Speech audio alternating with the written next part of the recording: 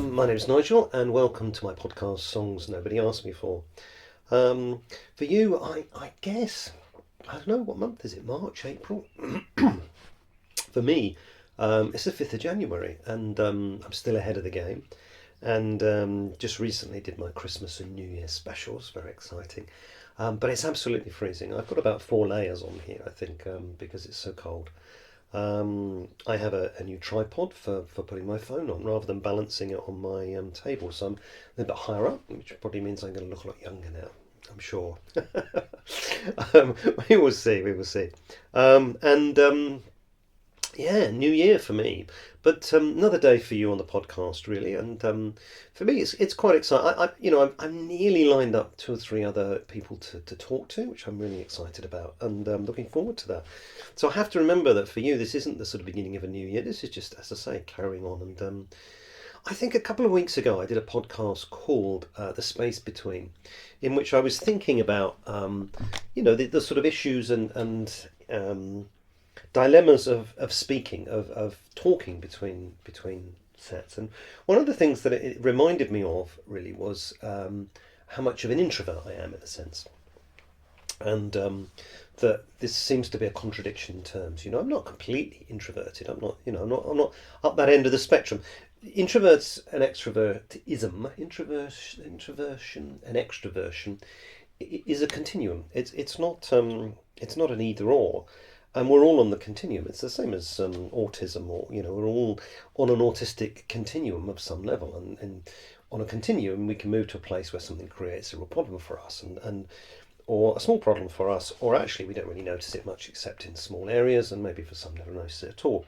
And maybe with being an introvert or an extrovert, if you're right up either extreme, it could create problems for you. If you're so introverted that you can't get out your front door, then maybe that's a problem for you. And if you're so extroverted that you don't have a sort of awareness of your loudness and your brashness, I'm using particular caricatures of those, then maybe it's a problem. But for most people, we sit somewhere on it.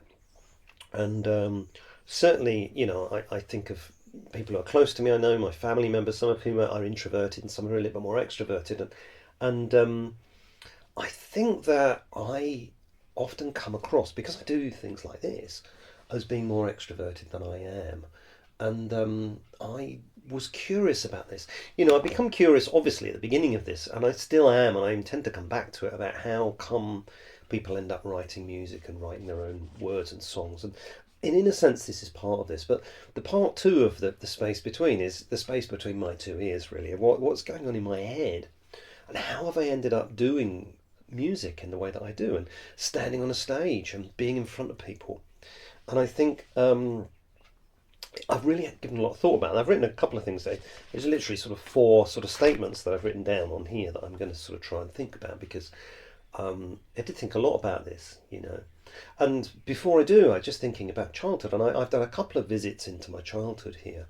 And I always ask, people who come on the podcast about their childhood experiences of music and growing up, and how come maybe they've ended up where they are. Now, I was one of 3 boys. I still am one of 3 boys, and I have what I think is called middle child syndrome. But to bear in mind that if you're a youngest child, you can have youngest child syndrome, and the oldest. We all have a position, and every one of you, anybody who's listening, if you're the oldest, the middle, the youngest, or anywhere within, obviously greater numbers or lesser numbers, you can have positive parts of that, negative parts of that. And growing up, I really felt a sense of being a middle child, especially a middle boy.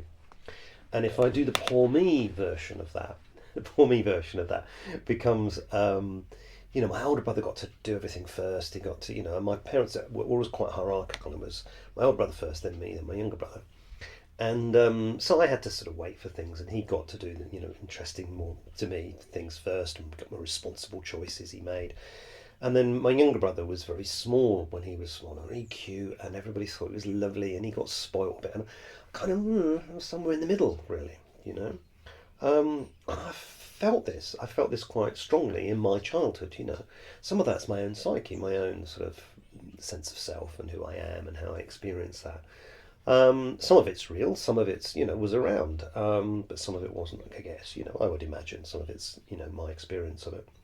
And things like, maybe my elder brother would get some clothes. We didn't have a lot of money growing up, so I would get the pass me down of that, and then possibly by the time the pass me down was down to me, then it was no good for my younger brother. So my younger brother would get something new. Those sorts of stories and narratives sit in my head.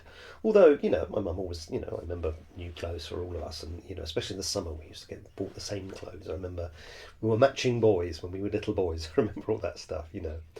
Um, so I have that sort of a place in which I felt that often my communication wasn't heard, um, and certainly in my teenage years, I have experiences of talking to one of my parents and being halfway through the conversation, and they would literally turn and talk to somebody else around the dinner table. And I'd be like, wow, and then they'd come back, oh, no, no, I was listening. And being a good teenager at the time, I go, no, forget it, forget it. And they go, no, no, I was listening. I said, no, you weren't listening. You were clearly not listening, and it doesn't matter, to forget it. And I would get used to this idea of not being heard, really.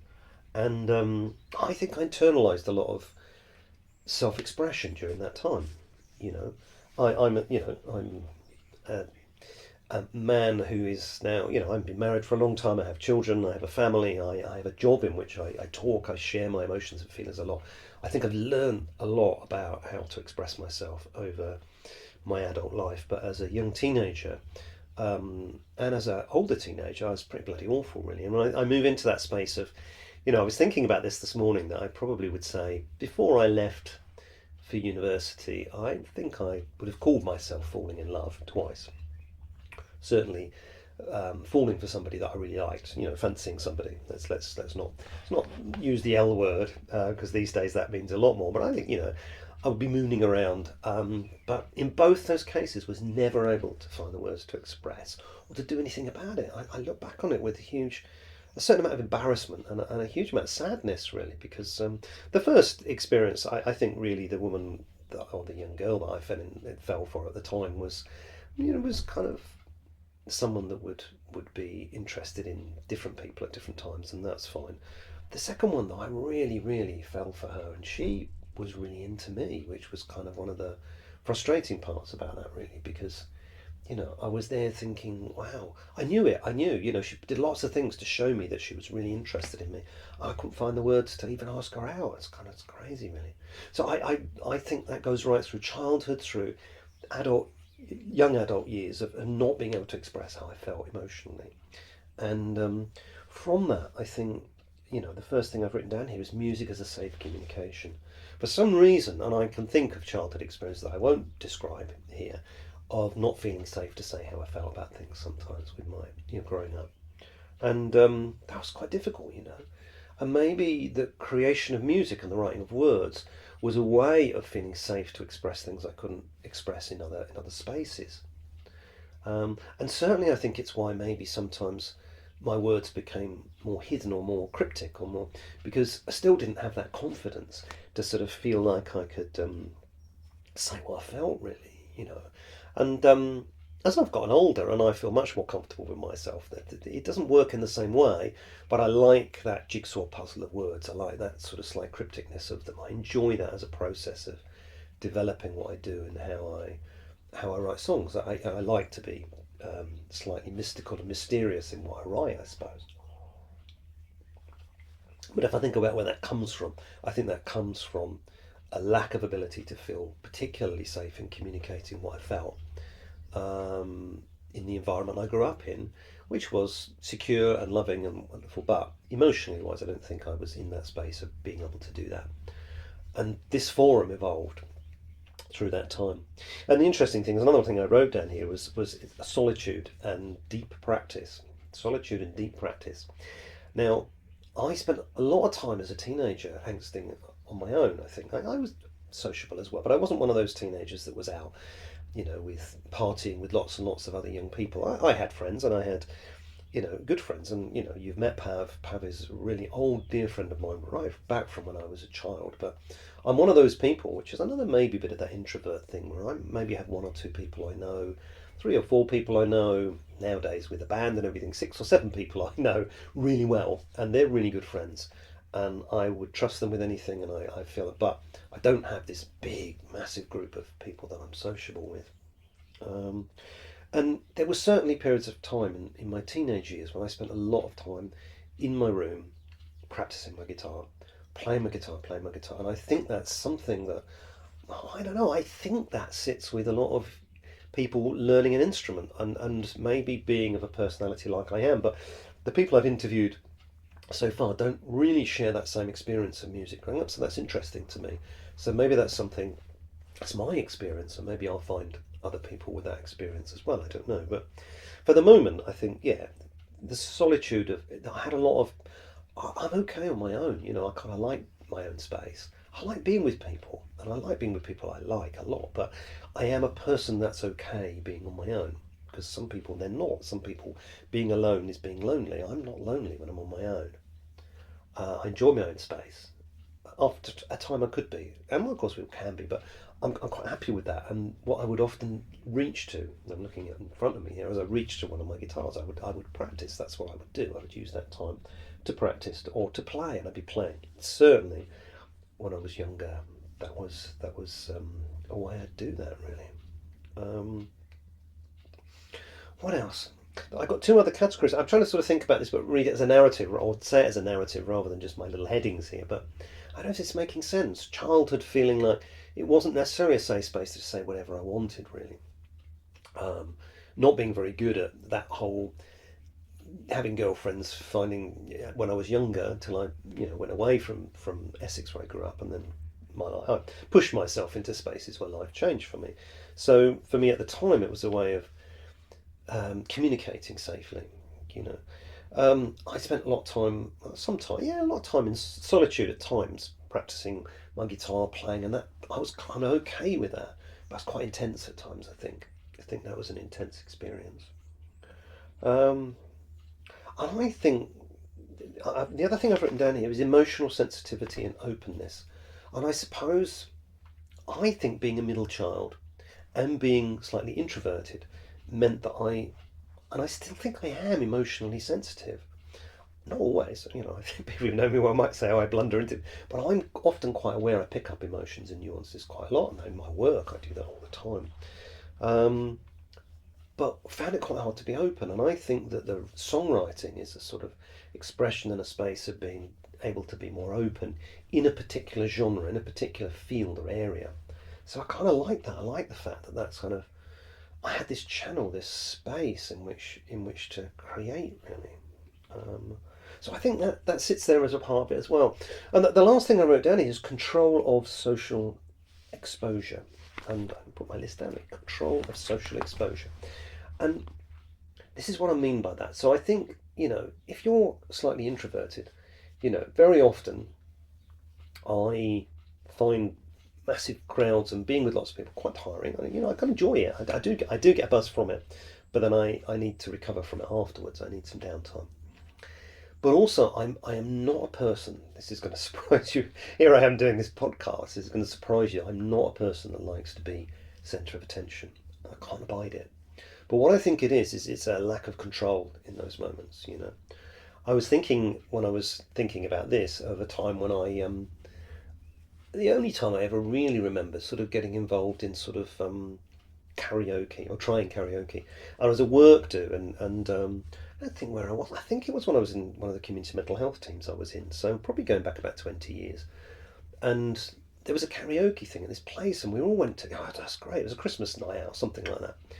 But then I was quite happy to just sit and watch other people do it. And then somebody said, "Oh, Nigel's a singer. He's got a really good voice. Nigel, come on, you do something." And I really felt the pressure of being in this space of suddenly, is that I couldn't just go and have a laugh with it. I mean, I got into that, but I felt there was an expectation on me, and I felt I was put in a position where I was going to have to be doing something when I wasn't expecting it, wasn't prepared for it. Lack of control, I suppose.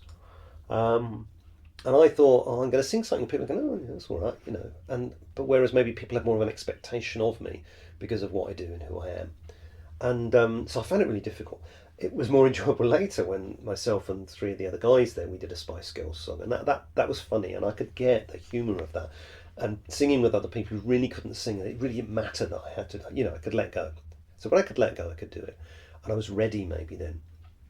But the social control is that, and I think this is true of many other people who are quite shy or introverted, is that if it's on my terms, it's okay. So when you're playing a gig, oddly, conversely, you are quite distant and separated from people. You are there on your own, and I'm in control of that, and I'm ready to do it. And oddly for me, the more people, the merrier. And I think that's that slight uncomfortable intensity of relationship, if I'm honest. So if I'm just playing and there's two or three people there, or if, and those two or three people are people I know, sometimes I'm getting better at that even now as I get older. But I think some of that makes me feel, oh, this is far too sensitive, far too personal. Whereas if I was playing to two or three hundred people, that'd be nice. No, once or twice. I love it. I feel much more attuned and into what I'm doing when I'm playing to that number of people. I don't find it intimidating. I don't find it difficult. But I think it's because I'm in control of that. Um, I'm emotionally in control of what I'm doing, and I'm choosing to put myself in that space. It's the same as I teach a lot to do with my work, and when I'm teaching, I'm there, and I'm really exposing myself, but it's not the same level of social emotional connection because I'm in a role, in a position. Really, I think it'd be interesting to know other people's views about it, especially if you're in a band, or if you're an introverted person doing something that's quite public. The podcast again is another thing. I think because it's recorded, I don't really mind this too much, and I do have to watch them a lot to sort of edit them and that, and I get a bit uncomfortable with them. And nowadays I tend to watch them less. The early days I watch again and again. I wanted to make sure it sounded okay, it was all right. Nowadays I do go through them once or twice, but I don't really have a problem with this. If I have to watch this with somebody close to me, somebody says, "Oh, well, let's have a look at an episode," and I really can't abide that. And that's the same when we've recorded new material because we've got studio material now. It's great, and I was playing it to one of my sons the other day, and although I was kind of enjoying it because we're very relaxed together and it's fine, but I still have a slight uncomfortableness about, oh, this is all about me type of thing, and I don't like that. I don't like that really. So it's quite interesting. There's a great video which I'm going to try and, well, I'll certainly tag it on this, about what it means to be introverted, because I think the other thing in our society, there's this push of expectation to be extroverted, or that if you're extroverted you're cool, you're great, and if you're introverted you're just this shy wallflower, and it's just not true at all. And Yeah, it's an interesting video that sort of describes or tries to explain what it means to be an introvert. And a lot of the time, it just means that you need to sort of catch up in your energy sometimes, as much as anything else. It's that sort of a thing. But yeah, it's interesting. Right, I don't know. I'm going to look at, yeah, see, it's about 17, 18 minutes. It's kind of, I'm kind of quite good at talking for about 17, 18 minutes, I realise.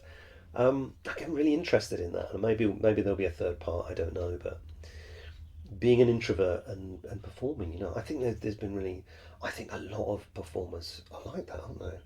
The band that really comes to mind for me, which I was really gutted I never ever got to see, was XTC. I love XTC, and I believe Andy Partridge was a real introvert that couldn't abide performing, even, and then became quite unwell from. I think this is just my understanding of it, so I may have got that wrong, from the medication he was taking to try and help him to feel more okay on stage, and then he became unwell, and then he just stopped performing, and they never performed live after that. And I think there's you see lots of comedians who are just really, really quite introverted people. But for some reason, I think it is that statement. I lost my statement. I can't remember. What did I say? Control of social exposure. It's the ability to control how much emotion I give and when I give it, really, or to share of myself. Because when we play my songs, that's my stuff. And that's me really bearing more than the band are bearing. They're bearing themselves to the world, but I'm bearing a lot more. Bearing a lot more. Interesting.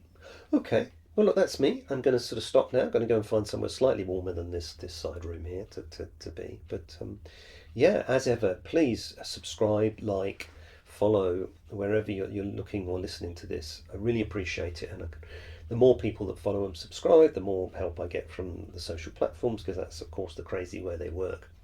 Yeah, check out the band, #Music the Curve.